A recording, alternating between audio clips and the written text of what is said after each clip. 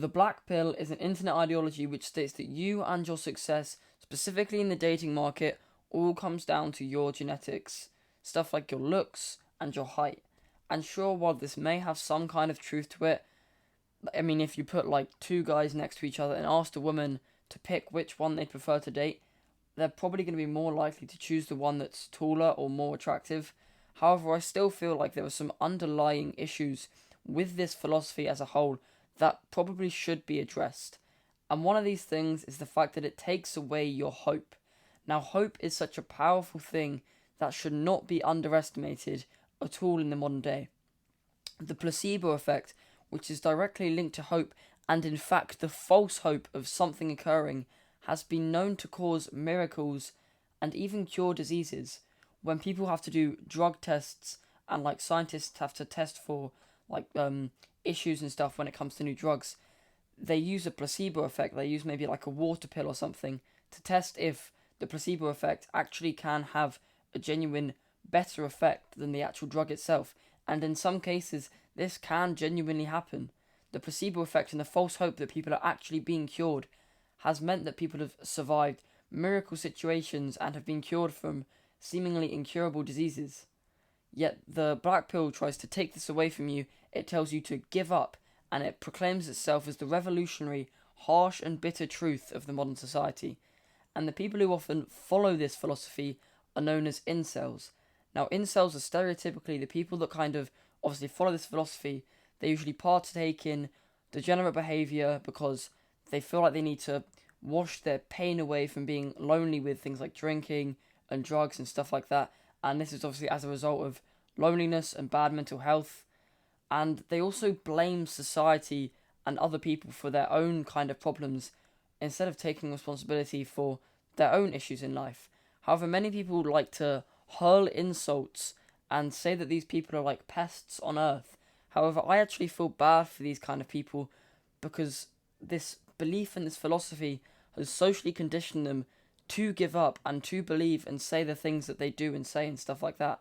Because realistically, if any of you are watching this and you feel like you have been influenced by this philosophy and you feel like you have almost given up when it comes to your own success in financial, in dating markets or whatever, a few millimeters of bone that may make your jawline slightly more prevalent realistically means absolutely nothing in the grand scheme of things, and basing your attractiveness and your own self-worth as a person off of like such a superficial kind of thing is not ever going to be good for your mental health, because the belief that you are worth something and that you are attractive in yourself is everything.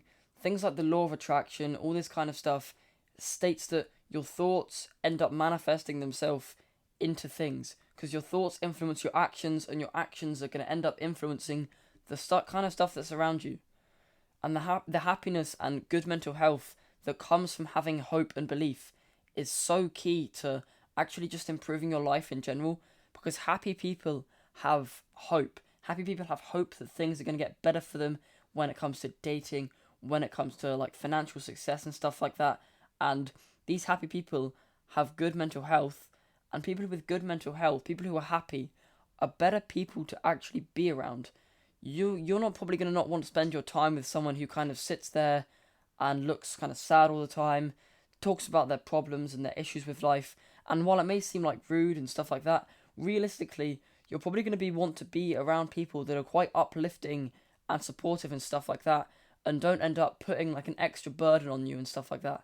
And people have told me that I will always be forever lonely. I will always be like without success and stuff like that, simply due to the genetics and the fact that I have ginger hair, which is not seen as like a generically attractive trait, as well as the fact that I'm small in height.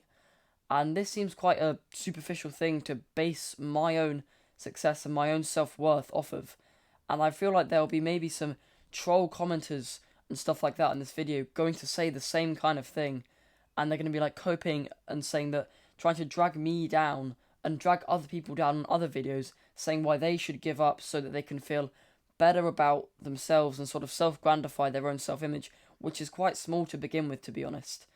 And I really don't want you to take away anyone else's hope, and not even my hope, when you like next comment on another video, if you're someone that does partake in that kind of activity, I don't see why you would like to do that. You stop taking away people's hope and having such a pessimistic attitude onto life. If you become more positive, more happy, more hopeful, more people want to spend time with you, and henceforth you're more likely to find success in life through better networking and find success in the dating market as well.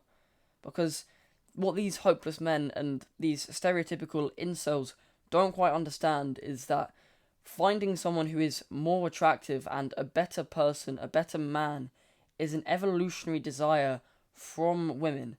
And they complain that the fact that they're not being chosen, like, to be a partner of someone, despite the fact that they're doing everything wrong.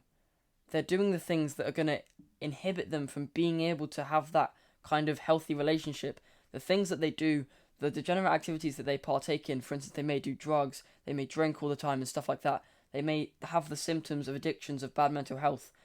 Obviously, that means that people aren't going to want to be with you and like carry your offspring into the next generation, because they don't see you as a worthy person. And sure, it may sound harsh and rude, but realistically that is an evolutionary desire, and that is perfectly fine and normal for someone to think like that when they see someone that doesn't look like a normal person, doesn't look good and happy and healthy, but instead looks kind of sad, has like black bags under their eyes from the fact that they don't sleep enough.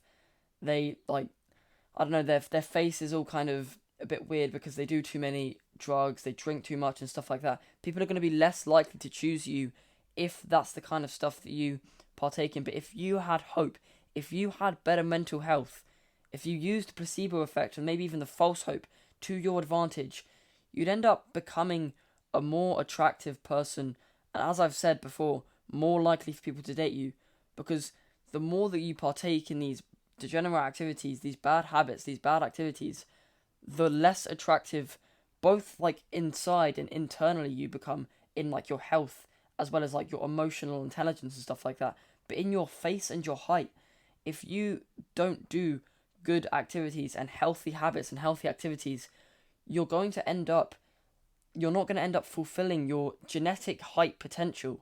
You're going to end up shorter if you're like under 18, under 21, which is generally the age you stop growing. If you're under that age and you currently partake in bad habits and hold the belief that you're unattractive and you're hopeless and like you're never going to like find a partner and you're always going to be lonely, if you hold that belief and partake in those activities, one, you're never going to find a partner or like solve your loneliness because that's what you believe is going to happen. But two, you will reduce your height because the bad activities you partake in are unhealthy for you, and it will like reduce your height because you're not able to fulfill your genetic potential because you're being unhealthy. And your looks will also be to their own detriment if you do drink and do drugs way too often, because your face and your skin will start to change.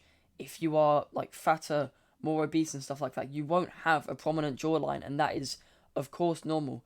And people think that improving your mental health, especially people that are on the black pill, is like a useless thing because you only have to have like a partner and stuff like that, and to have loads of love and support around you to have good mental health.